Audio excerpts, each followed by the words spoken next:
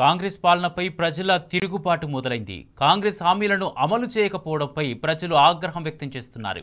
గత 10 ఏళ్ల కేసీఆర్ పాలనను గుర్తు చేసుకుంటున్నారు. అప్పుడే మంచిగా ఉండే అనే బీఆర్ఎస్ ప్రారంభించిన కార్యక్రమానికి ప్రజలు బ్రహ్మరథం పడుతున్నారు.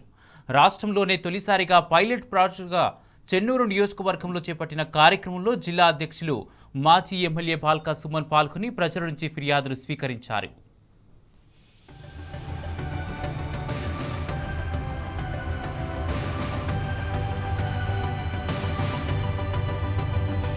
కాంగ్రెస్ పార్టీ హామీలు గ్యారంటీలపై బీఆర్ఎస్ పోరాటానికి ప్రజలు బ్రహ్మరథం పట్టారు.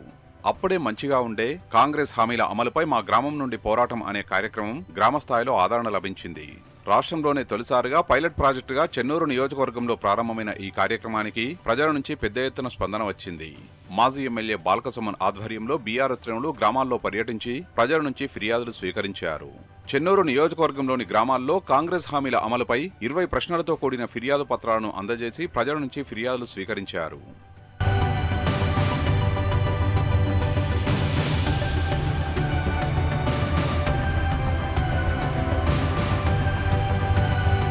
ఈ కార్యక్రమానికి చెన్నూరు నియోజకవర్గ వ్యాప్తంగా ప్రజలు, మహిళలు, యువకులు, రైతుల నుంచి పెద్ద ఎత్తున స్పందన వచ్చింది. కాంగ్రెస్ హామీల అమలులో వైఫల్యంపై 45,000 ఫిర్యాదులొచ్చాయి. చెన్నూరు నియోజకవర్గంలో 16 రోజుల పాటు ఊరూరా తిరిగి బీఆర్ఎస్ నాయకులు, కార్యకర్తలు ప్రజా సమస్యల్ని తెలుసుకుని ప్రజల నుంచి ఫిర్యాదులు స్వీకరించారు. కాంగ్రెస్ ప్రభుత్వం మోసపూరిత హామీలు, వాగ్దానాల్ని నమ్మి తాము కాంగ్రెస్ కు అధికారం కట్టబెట్టామని, ఈ 2 ఏళ్లలో ఏ ఒక్క హామీ నెరవేర్చలేదని ప్రజల్లో ఆగ్రహం వ్యక్తమైంది. బీఆర్ఎస్ ప్రభుత్వ హయాంలో ప్రకటించిన నోటిఫికేషన్ల ద్వారా ఎంపికైన వారికి తామే ఉద్యోగాలు ఇస్తున్నట్టు కాంగ్రెస్ ప్రభుత్వం చెప్పుకుంటున్నదని, రైతులు యూరియా కోసం తీవ్ర ఇబ్బందులు పడుతున్నారని ప్రజలు ఆగ్రహం వ్యక్తం చేశారు.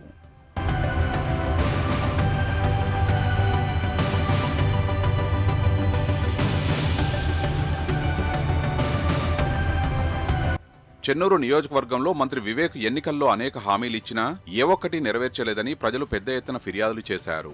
పరిశ్రమలు పెట్టి 45,000 ఉద్యోగాలు కల్పిస్తామన్నారని, 100 పడకల ఆసుపత్రి నిర్మిస్తామని, కోట్లాది రూపాయలతో అభివృద్ధి కార్యక్రమాలు చేపడతానంటూ ఎన్నికల్లో ఇచ్చిన హామీలను గెలిచాక వాటిని అటకెక్కించారని ప్రజలు మండిపడ్డారు. మంత్రి వివేక్ వెంటనే ఇచ్చిన హామీలు నెరవేర్చాలంటూ నియోజకవర్గ ప్రజలు డిమాండ్ చేశారు.